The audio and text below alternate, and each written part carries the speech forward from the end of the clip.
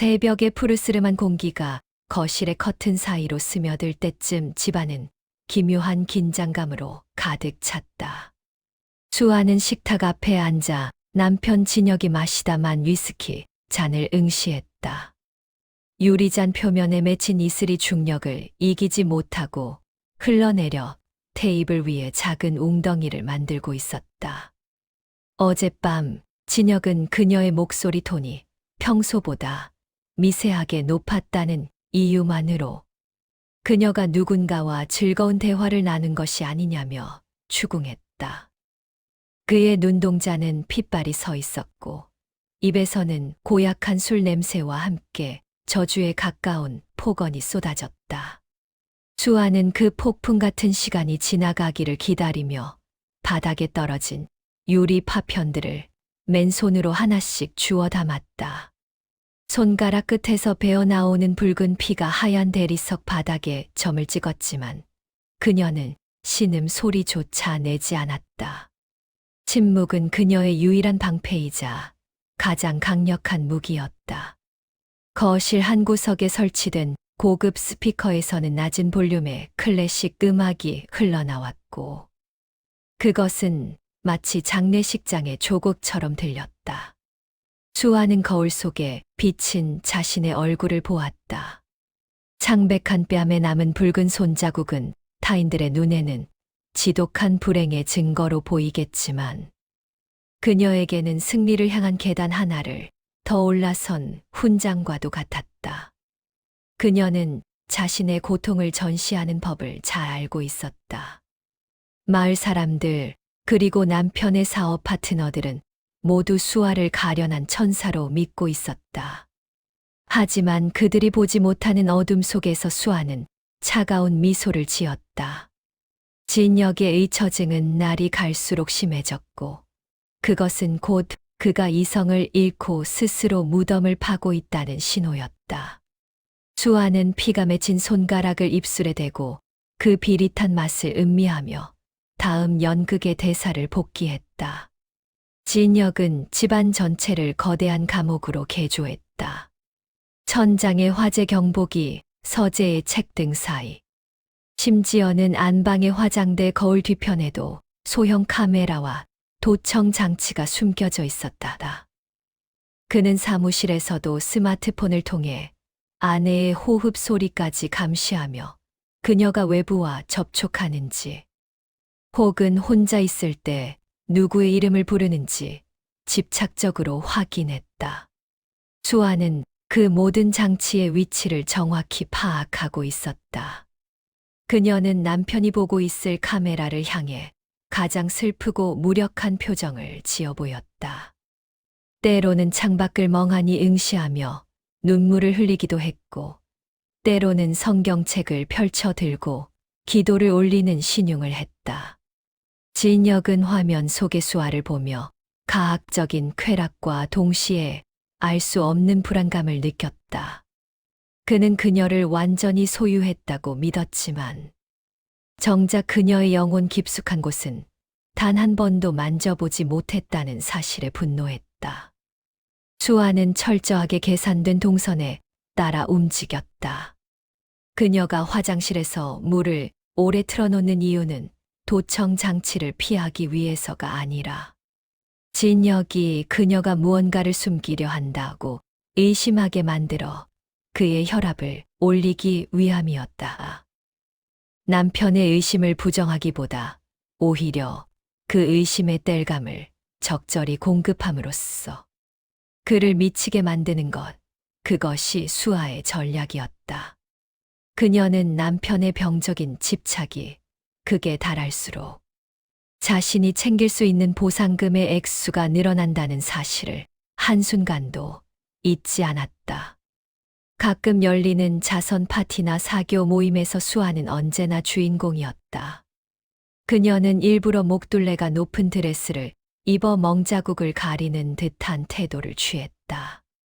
하지만 사람들은 오히려 그 조심스러운 태도에서 그녀의 불행을 읽어냈다. 이웃집 부인들은 수아의 손목에 남은 파란 멍을 발견하고는 탄식하며 진혁을 잔인한 폭군으로 몰아세웠다. 수아는 그들의 동정을 우아하게 거절하며 그이는 그저 저를 너무 사랑해서 그래요라고 가련하게 웃었다. 그 한마디는 진혁에 대한 대중의 분노를 증폭시키는 촉매제가 되었다. 사람들은 수아를 지켜줘야 할 가녀린 꽃으로 진혁을 그 꽃을 짓밟는 괴물로 규정했다. 사실 그 멍자국 중 상당수는 수아가 스스로 벽에 몸을 부딪혀 만든 정교한 분장이었다. 그녀는 타인의 감정을 조종하는데 천부적인 재능이 있었다. 진혁이 파티장에서 그녀의 어깨를 강하게 쥐기만 해도 그녀는 공포에 질린 듯 몸을 떨었고 그 장면은 수십 명의 목격자에게 각인되었다. 여론은 이미 수아의 편이었다. 법정이든 사회든 이제 그녀가 진혁을 떠나겠다고 선언하는 순간 그는 사회적 매장을 피할 수 없을 것이다. 수아는 와인잔 너머로 자신을 쏘아보는 남편의 불타는 눈동자를 마주하며 속으로 우아한 건배를 올렸다. 남편이 감시망을 켜두고 잠든 깊은 밤, 혹은 그가 중요한 해외 출장을 떠난 틈을 타 수아는 진짜 자신의 모습을 드러냈다. 그녀의 내연남 도주는 진혁의 보안팀에서 일했던 전직 요원이었다. 진혁이 설치한 감시 장비의 맹점을 누구보다 잘 아는 인물이었다. 두 사람은 도심 외곽의 낡은 오피스텔에서 만났다. 그곳에서 수아는 가련한 아내의 가면을 벗어던지고 차갑고 욕망에 충실한 여자가 되었다. 도준과 몸을 섞는 행위는 단순히 쾌락을 위한 것이 아니었다. 그것은 진혁이라는 거대한 벽을 무너뜨리기 위한 동맹의 의식이었다. 수아는 도준에게 진혁의 비자금 계좌 번호와 유언장의 수정 내용을 전달했다. 도준은 그녀의 치밀함에 가끔 소름을 느꼈지만 그녀가 약속한 막대한 배당금 앞에서 기꺼이 그녀의 사냥개가 되기로 했다. 진혁이 정말 당신을 죽일지도 몰라요. 도준의 말에 수아는 비웃듯 대답했다. 그는 나를 죽이지 못해. 나를 죽이는 순간 자신의 우주가 소멸할 거라는 걸 알거든. 그는 나를 파괴하면서 자신을 유지하는 인간이야.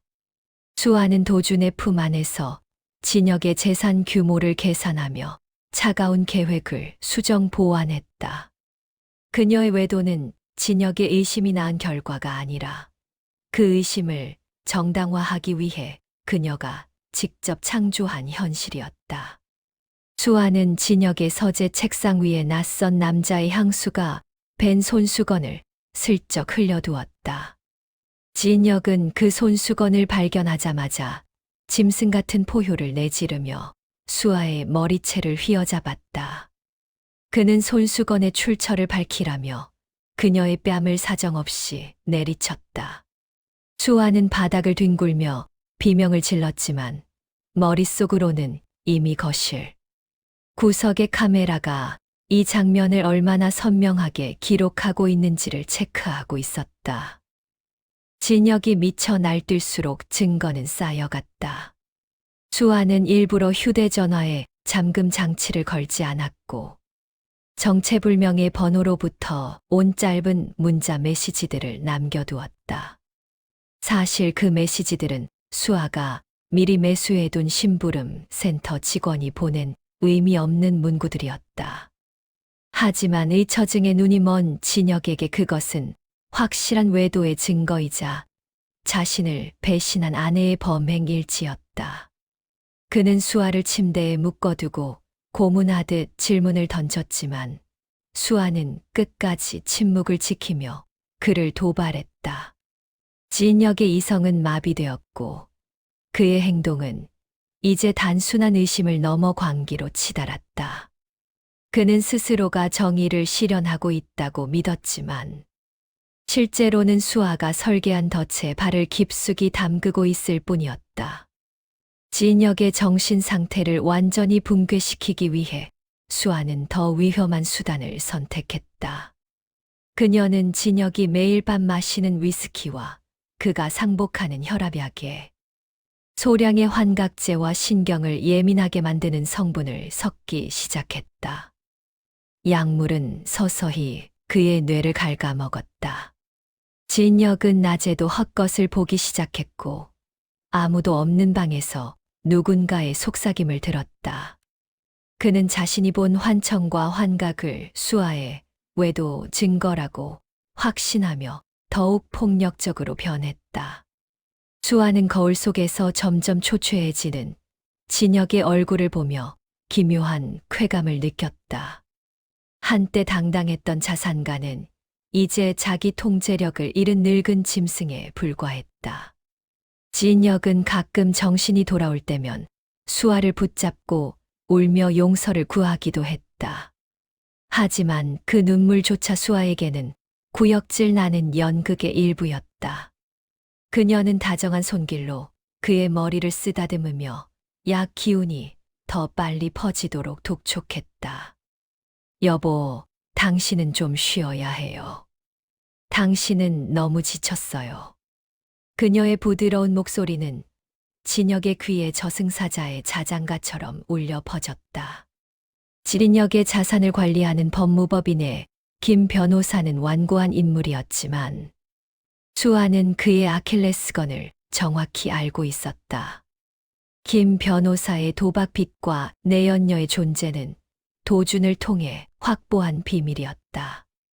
수아는 김 변호사를 조용히 불러 진혁의 유언장을 수정하도록 협박과 회유를 병행했다. 진혁이 정신적 불능 상태에 빠질 경우 모든 관리 권한을 수아에게 귀속시킨다는 조항이 삽입되었다. 김 변호사는 공포에 질린 눈으로 수아를 바라보았다. 그는 자신이 평생 모셔온 의뢰인을 배신하고 있다는 죄책감보다 눈앞의 여자가 뿜어내는 서늘한 압도감에 굴복했다. 수아는 이제 서류상의 준비를 모두 마쳤다. 진혁이 쌓아올린 거대한 제국은 이제 종이 몇 장과 도장 하나로 그녀의 소나귀에 들어오게 되었다. 그녀는 수정된 유언장 사본을 가슴에 품고 집으로 돌아오며 그 집의 벽들이 자신을 축하하는 듯한 환상을 보았다.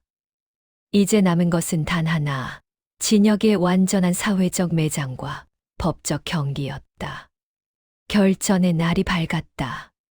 수아는 진혁의 사업 성공을 축하하는 작은 홈파티를 열었다. 그녀는 평소보다 훨씬 연약해 보이는 화장을 하고 손님들 사이를 나비처럼 누비며 진혁을 추켜세웠다. 하지만 진혁의 술잔에는 치사량에 가까운 약물이 섞여 있었다. 파티가 절정에 달했을 때 수아는 미리 짜놓은 각본대로 도준과 몰래 문자를 주고받는 척하며 진혁의 시선을 끌었다. 약 기운에 취해 판단력이 흐려진 진혁은 사람들 앞에서 수아의 목을 조르며 소리를 질렀다. 이 창녀 같은 년, 누구한테 문자질이야. 손님들은 경악하며 그를 말렸지만 진혁은 광기에 휩싸여 주위의 기물들을 파괴하고 수아를 향해 칼을 휘둘렀다. 그 장면은 파티에 참석한 고위 관료들과 언론인들의 눈에 고스란히 담겼다. 수아는 피를 흘리며 바닥에 쓰러졌고 사람들은 진혁을 괴물로 보며 경찰에 신고했다. 수아는 희미해지는 정신 속에서도 승리의 예감을 놓지 않았다. 그녀가 흘린 피는 진혁의 자유와 재산을 맞바꾼 가장 값비싼 대가였다. 진혁은 현장에서 체포되었고 곧바로 정신감정에 회부되었다. 그의 혈액에서는 치명적인 수준의 약물 성분이 검출되었지만 수아는 그것이 진혁이 스트레스로 인해 스스로 복용한 것이라고 주장했다. 그동안의 진료, 기록과 지인들의 증언, 그리고 파티장에서의 난동은 그를 완벽한 정신분열증 환자로 낙인 찍었다. 법원은 진혁의 강제 입원을 명령했고 수아를 그의 성년 후견인으로 지정했다. 지린역은 하얀 방에 갇혀 소리를 질렀지만 누구도 그의 말을 듣지 않았다. 그가 외치는 아내의 외도는 이제 광기 어린 망상의 증거일 뿐이었다. 수아는 병실 유리창 너머로 발버둥 치는 남편을 내려다보았다. 그는 이제 법적으로 존재하지 않는 인간이나 다름없었다. 그녀는 그의 모든 신용카드와 통장을 정지시켰고 그의 이름으로 된 부동산들을 매각하기 시작했다. 진혁이 일생을 바쳐 일궈온 모든 것은 이제 수아의 우아한 옷과 보석, 그리고 도준과의 새로운 생활을 위한 미천이 되었다. 모든 것이 계획대로 흘러가던 어느 날, 수아는 도준의 눈빛에서 낯선 탐욕을 읽었다. 도준은 이제 동맹자가 아니라 지분을 요구하는 협박자로 변해가고 있었다. 그는 수아가 저지른 약물 투여와 증거 조작의 결정적인 단서들을 쥐고 있었다. 수아는 미소 지으며 그에게 더 큰 돈을 약속했지만 뒤로는 이미 다른 계획을 세우고 있었다. 그녀는 도준이 사용하는 차량의 브레이크를 손보거나 그가 자주 가는 바에 독을 푼 술을 보낼 정도로 어설픈 짓은 하지 않았다. 대신 그녀는 도준을 진역의 자금 횡령범으로 몰아세우는 정교한 덫을 놨다. 도준이 해외 계좌로 자금을 빼돌린 것처럼 조작된 서류들이 경찰의 손에 들어갔다. 도준은 도망자가 되었고 수아는 그와의 연결고리를 완전히 끊어버렸다. 배신은 그녀에게 공기처럼 자연스러운 것이었다. 이제 그녀의 앞길을 가로막을 수 있는 사람은 아무도 없었다. 수아는 마지막으로 정신병원에 갇힌 진혁을 찾아갔다. 진혁은 이제 약물에 절어 초점 없는 눈으로 병만을 응시하고 있었다.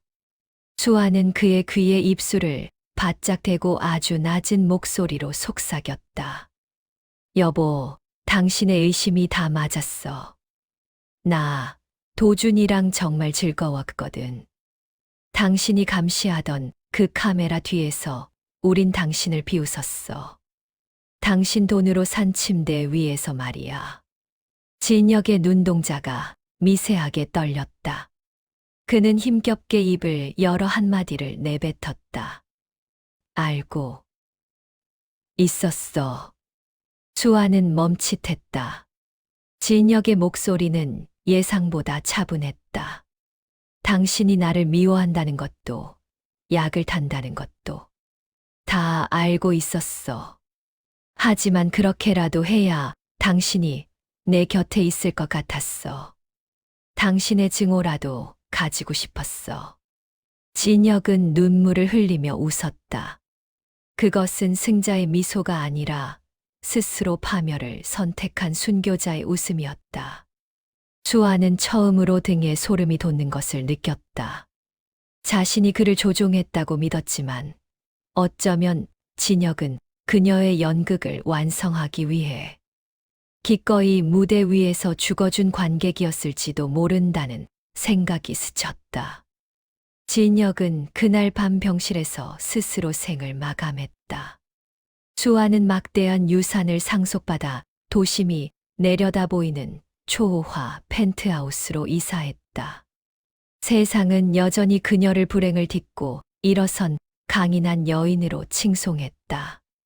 그녀는 화려한 파티를 열고 최고의 명품으로 자신을 치장했지만 밤마다 집안의 모든 불을 켜두어야만 잠들 수 있었다.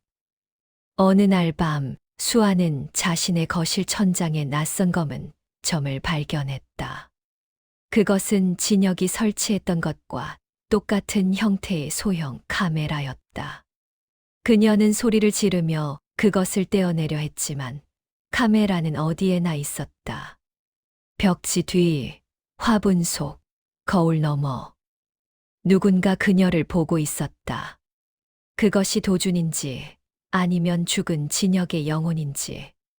그것도 아니라면 그녀 자신의 죄책감이 만들어낸 환상인지는 알 수 없었다. 수아는 거울 속에 자신을 보았다. 거울 속의 여자는 가련하게 울고 있었지만 그 눈동자 속에는 여전히 굶주린 포식자의 광기가 번뜩이고 있었다. 그녀는 이제 영원히 끝나지 않을 감시 속에서 자신이 만든 거대한 무덤의 주인이 되어 살아가야 했다. 승리는 달콤했으나 그 끝은 영원한 어둠이었다.